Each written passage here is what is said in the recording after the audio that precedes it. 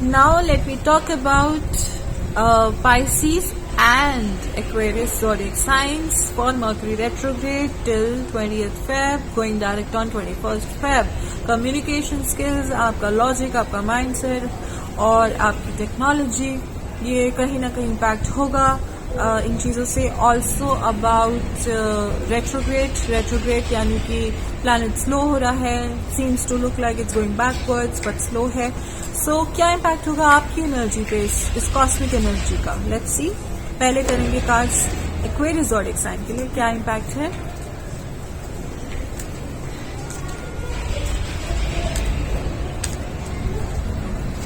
जो कार्ड आया है वो आया है एस ऑफ सॉर्ड्स का, यानी कि आप कोई बहुत चैलेंज अपने हत्थे चढ़ा के बैठ गए हो. It's going to be really challenging for you. बहुत हिम्मत चाहिए है, बहुत ज्यादा मेंटल एक्टिविटी स्ट्रांग होने की जरूरत है.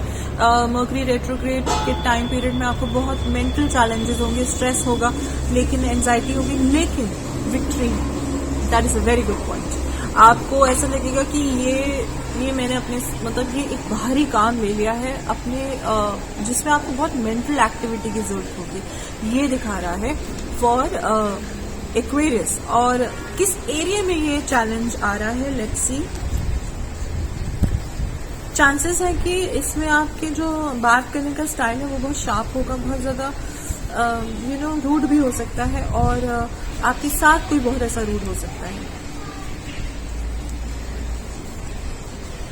ये एरिया आ रहा है जो स्पेसिफिकली अगर आप किसी मूवमेंट में हैं, किसी एक से दूसरे रिलेशनशिप में गए हैं, या फिर एक ट्रांजिशन टाइम है, एक जॉब से दूसरी जॉब में शिफ्ट कर रहे हैं, या फिर ट्रैवल कर रहे हैं, ऐसे एरिया में आपको बहुत प्रॉब्लम आ सकती है मर्करी रेट्रोग्रेड की वजह से. लेकिन ये 20th फेब तक रहेगा, और टिल आफ्टरनून 21st फेब तक, विच आई सी टाइम. तो थोड़े बहुत वीजा इश्यूज भी हो सकते हैं कुछ लोगों को, जो एक्वेरियस ज़ोडिएक के हैं उन लोगों के लिए आ रहा है. वीजा इश्यूज हैं, ट्रैवलिंग में कुछ इश्यूज हो सकते हैं, चैलेंजेस होंगे, टाइम बहुत ज्यादा मेंटल स्ट्रेस होने वाला है, इस टाइप का दिख रहा है. और स्पिरिचुअल डायमेंशन से आप लोगों के लिए क्या गाइडेंस है जो आपको पीस और स्मूथ जर्नी दे सके. आपको क्या करना चाहिए उसके लिए, लेट्स सी. आ रहा है कि अपनी लड़ाइयाँ बहुत साफ तरीके से, समझदारी से चूज कीजिएगा. कंसंट्रेशन, ये नहीं कि हर जगह लड़ने चले गए क्योंकि चैलेंजिंग टाइम है, स्ट्रेस में है. ये हर जगह लड़ने की जरूरत नहीं है. बहुत ध्यान से इस चीज को परखने की जरूरत है कि कौन आपकी मदद कर रहा है और कौन आपके अगेंस्ट जा रहा है. ये टाइम पीरियड अपनी बैटल्स को बहुत वाइजली चूज करने का है. कन्फ्रंट कहाँ करना है और कहाँ नहीं करना है. हो सकता है आपको बाहर वालों से नहीं, बल्कि आपको खुद से ही कन्फ्रंट करना है. ये इस पूरी एनर्जी का डायनेमिक्स आपके लिए बना हुआ है. अब आपकी मर्जी है, आप इसको फॉलो करते हो या नहीं, तो उसके इम्पैक्ट आपको वैसे ही मिलेंगे. बट मेरा काम है गाइडेंस देना through my clairvoyance, through card reading, और through my being an energy worker. So that's what I am doing. अब आइए बात करते हैं last zodiac, which is Pisces. Pisces के लिए मर्करी रेट्रोग्रेड कैसा है. मुझे बहुत इमोशनल फीलिंग आ रही है regarding spices right now to the energy. And the card is of 6 of pentacles, यानी कि फाइनेंसेस को लेकर बहुत ज्यादा you feel the need of financial help right now. कहीं ना कहीं फाइनेंसेस में कुछ, या तो आपको हेल्प आप ढूंढ रहे हो, या बट फील ऐसा आ रहा है जैसे कोई अपना ही आपको हेल्प करेगा फाइनेंसेस में. और फाइनेंसेस भी है, और साथ में किसी भी चीज को जिसको आप पूंजी मानते हैं. अब वो कुछ लोगों के लिए प्यार ही पूंजी होता है, कुछ लोगों के लिए रिश्ते पूंजी होते हैं, कुछ लोगों के लिए पावर पूंजी है. आपके लिए पूंजी क्या है, आपके लिए वेल्थ क्या है, वो आपको चैरिटी में मिल सकती है. इस टाइम पर एक चीज और दिख रही है कि आप चैरिटेबल भी फील करोगे, कि आपको चैरिटी करनी चाहिए. ऐसे अगर भाव आपके अंदर आ रहे हैं, वेरी राइट, करनी चाहिए. और थोड़ा गिविंग होने की जरूरत है.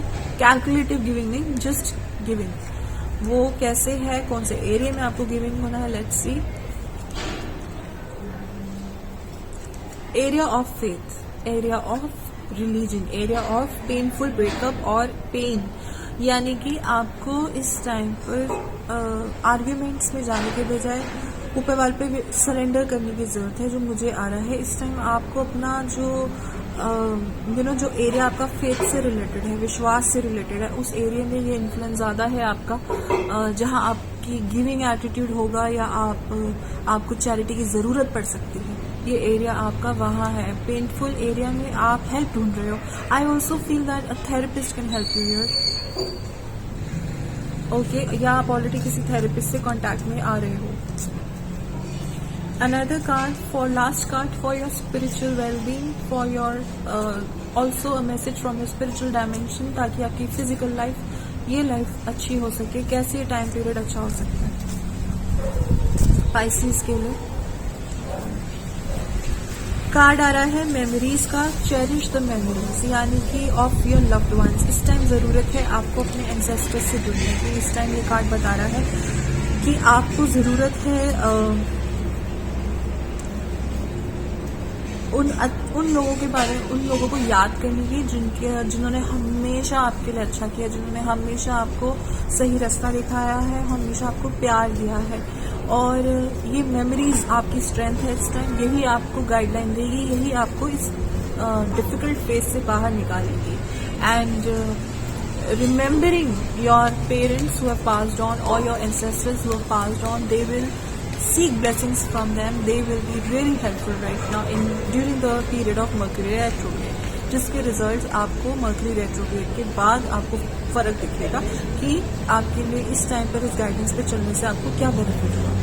So this was it for all the zodiac signs from my past videos and this one included, and I hope your helps। कोई फीडबैक हो, कैसा लगा, क्या रेजोनेट किया, क्या नहीं किया, फलाना जो भी आपको लगे आप कमेंट्स में छोड़ सकते हैं। कुछ पूछना चाहते हैं, you can write in the comments and I will try to reply you.